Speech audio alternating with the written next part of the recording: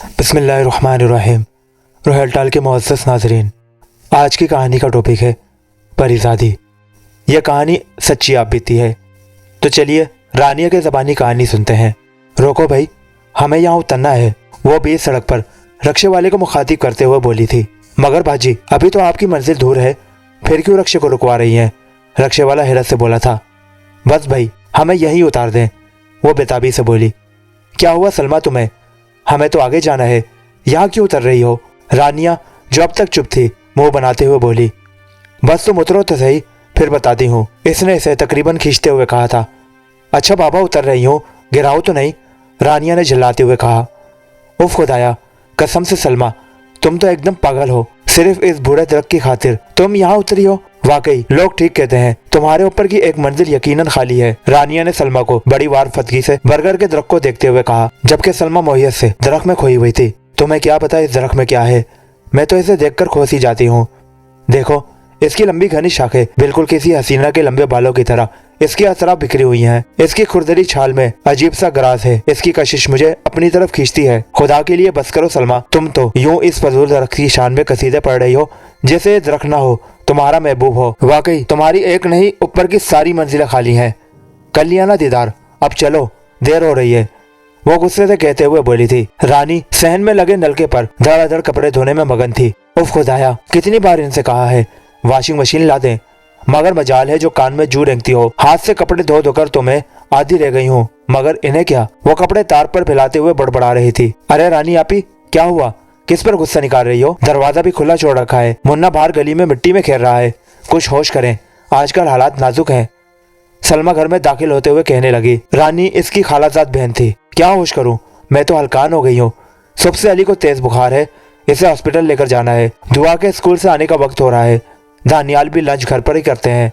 अब तुम बताओ, मैं अकेली जान और 100 काम, मैं तो उलझ कर रह गई हूँ। अगर पता होता कि शादी के बाद जिंदगी जंजाल बन जाएगी तो कभी शादी न करती। नाजुक अंदाम रानी अपने दुखड़े सुना रही थी। अरे अरे आपी, ऐसा नहीं कहते, हालात सदा एक जैसे नहीं रहते, क्यों परेशान होती हो? अच्छा छोड़ें इन बातों को, आप अली को लेकर अस्पताल जाएं, घर के काम मैं देख लूंगी। शुक्रिया चंदा, तुम कितनी अच्छी हो, हमेशा मेरे काम आती हो। अच्छा ये बताओ कैसे आना हुआ? वो आपी, मैं रानी के पास आ रही थी तो अम्मी ने कहा कि रानी से कहना शाम को हमारे घर कुछ जरूरी काम है। हाँ हाँ याद आया। अच्छा खाला ने जो काम जिम्मे लगाया है इसका तुम्हें अंदाजा तो है ना? वो मानी खैर अंदाज में बोली। हाँ हाँ मैं जानती हूँ, मुझे ठिकाने लगाने की प्लानिंग हो रही है चुपके चुपके, सलमा ने हंसते हुए कहा। रानी वापस आई तो मारे हैरत के गुमसुम सी खड़ी रह गई। इसे गए हुए मुश्किल 20 मिनट ही हुए थे।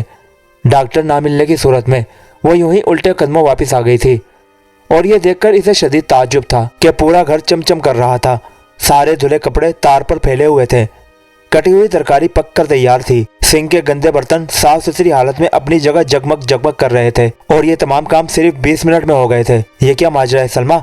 अभी मुझे गए हुए थोड़ी ही देर हुई थी और तुमने सारे काम इतनी जल्दी निपटा लिए। बस देख लो आपी, आपको तो पता है मैं सारे काम चुटकी बजाते करती हूँ, वो खिलखिलाते हुए बोली, जबकि रानी किसी सोच में पड़ गई। सलमा के हवाले से बहुत ही अजीब अजीब बातें रिश्तेदारों में फैली हुई थी जो अब इसके दिमाग में गर्दिश कर रही थी। वाकई कुछ तो सदाकत है इन बातों में। क्या सोच रही हैं आपी? सलमा ने इसे पुकारा। कुछ नहीं, बस यूं ही। हाँ खाला जान, सलमा के लिए मैं भी बहुत परेशान हूँ। आप ठीक कहती हैं, लोग तरह तरह की बातें करने लगे हैं, और सच कहूँ तो मैं खुद इसके बारे में शक में पड़ी हुई हूँ। आपको पता है कल इसने मेरे ड्राइंग रूम के भारी भरकम सोफे अकेले खिसका लिए हैं। मैं तो हैरान ही रह गई। आपको किसी मौलवी वगैरह के पास जाना चाहिए, आगे इसकी शादी का भी मसला है। रानी अपनी खाला को समझाते हुए कह रही थी। वो तो ठीक है, मगर वो तो किसी के पास जाने को तैयार ही नहीं होती। इसके अब्बू के इंतकाल को भी 2 साल गुजर गए हैं। मैं अकेली जान कब तक इसे घर बिठा कर रखूंगी? मैं चाहती हूँ जल्द से जल्द वो अपने घर की हो जाए, मगर इतनी खूबसूरत होने के बावजूद कोई इसका हाथ थामने को तैयार नहीं। पता नहीं क्या बनेगा इसका। सलमा की माँ ये कहते हुए रोने लगी थी। बस अम्मा, मैंने कह दिया, शादी करूंगा तो सिर्फ और सिर्फ सलमा से, आखिर क्या कमी है इसमें? आमिर ने हतमी लहजे में कहा। ए लड़के, क्या बावला हो गया है? माना सूरत सीरत की अच्छी है, मगर इस पर जिन्नात है। ना बाबा ना, मैं तो कभी भी तुम्हारी शादी इस लड़की से ना करूं। वो कानों को हाथ लगाते हुए बोली। कौन कहता है इस पर जिन्नात है? इसने चिल्लाते हुए कहा। कहना किसने है? रानी से पूछ लो, रानी से पूछ लो, खानदान भर को पता है इस किस्से का। अम्मी, अगर ऐसी बात है तो इसका इलाज भी तो होगा। मैं खुद किसी आमिल से बात करूंगा। आमिल के लहजे से लगता था कि वो किसी कीमत पर सलमा से दस्तबरदार होने को तैयार न था। देखो बेटे, ये इतना आसान नहीं, ये जान जोखों का खेल है, मैं तुम्हें इसकी इजाजत नहीं दे सकती, वो इसे समझाते हुए बोली थी। मगर आमिर नाराजगी से कमरे से निकल गया। बाबा जी, मैं बहुत आस लेकर आपके पास आया हूँ, बहुतों को आजमा चुका हूँ, मगर बेसूद, मेरा यकीन डगमगा कर रह गया है। आपसे पहले मैं जिस दर पर भी गया, वहाँ वक्त और पैसे के ज़िया के बावजूद मेरा काम ना हो सका। आमिर ने इल्तिजाइया लहजे में आमिल बाबा से कहा, बच्चा, पहले 5,000 रुपए और अपने महबूब की कमीज मुझे ला दो। ऐसा अमल करूंगा कि आइंदा वो जिन कभी तुम्हारे महबूब के पास नहीं आएगा। और बच्चे, पैसा भी हम अपने लिए नहीं लेते, बल्कि ये इसी मुश्किल अमल के अखराजात हैं, आमिल ने अपने मखसूस अंदाज में कहा था। और आमिर मशीनी अंदाज में सर हिलाता रहा। फिर इसने फौरन ही 5,000 रुपए आमिल बाबा की हथेली पर रख दिए। 2 रोज बाद जब आमिर बाबा जी के दर पर मतलूबा सामान लेकर गया तो ये देखकर इसके औसान खता हो गए कि ना सिर्फ बाबा बल्कि इसकी खुटिया भी वहां से गायब थी। पता करने पर इसे इतना मालूम हो सका कि बाबा जी की अचानक तबीयत खराब हो गई और वो वजह बताए बगैर कहीं कूच कर गए। इस दिन वो एक और बड़े आमिल को सलमा के पास ले गया था, जिसे देखते ही सलमा आपे से बाहर हो गई। आमिल इसका इलाज तो क्या करता, खुद इसकी जान के लाले पड़ गए। सलमा के जिन ने इसकी वो दुर्गत बनाई कि आमिर को भागते ही बन पड़ी। इसके जाने के बाद सलमा ने आमिर को घूरते हुए कहा, देखो आमिर, मेरे मामले में ना पड़ो, मेरा ख्याल दिल से निकाल दो। मैं जानती हूँ तुम बहुत अच्छे इंसान हो, मगर मैं तुमसे शादी नहीं कर सकती।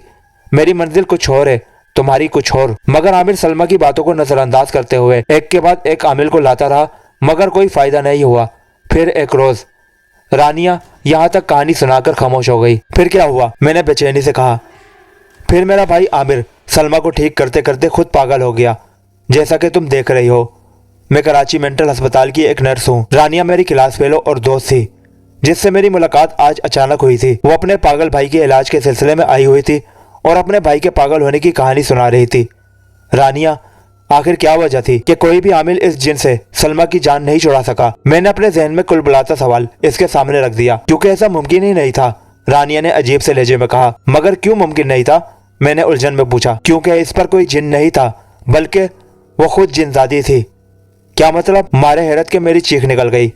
हाँ हुरिया, जिस बरगर के दरख्त की वो दीवानी थी, वहीं इसका और इसके खानदान का बसेरा था। ये तमाम बातें एक बहुत पहुंचे हुए बुजुर्ग ने आमिर को बताई थी, मगर वो इन बातों पर यकीन करने के बजाय आमिलों के चक्कर में पड़ा रहा और नतीजतन खुद पागल हो गया। दरअसल बहुत सालों पहले जब बचपन में सलमा और इसके वालिदैन कार में जा रहे थे, इस दरख्त के पास एक हादसे में सलमा फौत हो गई थी और वो नेक और हमदर्द जिन्नात जो इस दरख्त पर आबाद थे, उन्होंने अपनी बेटी को सलमा की जगह दे दी ताकि इसके वालिदैन दुखी ना हो। तब से वो सलमा बनकर आंटी और अंकल के साथ रह रही थी। ताहम हकीकत आश्कार होते ही वो वापस अपनी दुनिया में चली गई। मैं हैरत से इसकी बातें सुन रही थी। अस्पताल से वापसी पर जब मैं बरगर के इस दरख्त के पास से गुजरी तो मुझे एक नामानूस सी खुशबू अपने अतराफ महसूस हुई थी और मैं सोच रही थी, वाकई दुनिया असरार से भरी हुई है, जहाँ हर लम्हे अकल को दंग कर देने वाले वाक़ियात ज़हूर पजीर होते रहते हैं। ये थी आज की एक पुरस्कार कहानी। कमेंट सेक्शन में अपनी राय से ज़रूर आगाह कीजिएगा। मेरे चैनल को सब्सक्राइब करके घंटी का नोटिफिकेशन ज़रूर दबाइए ताकि आने वाली वीडियो का नोटिफिकेशन आपको बर वक्त मिल सके। किसी और वीडियो में मुलाकात होगी। अल्लाह हाफिज़। पाकिस्तान जिंदाबाद।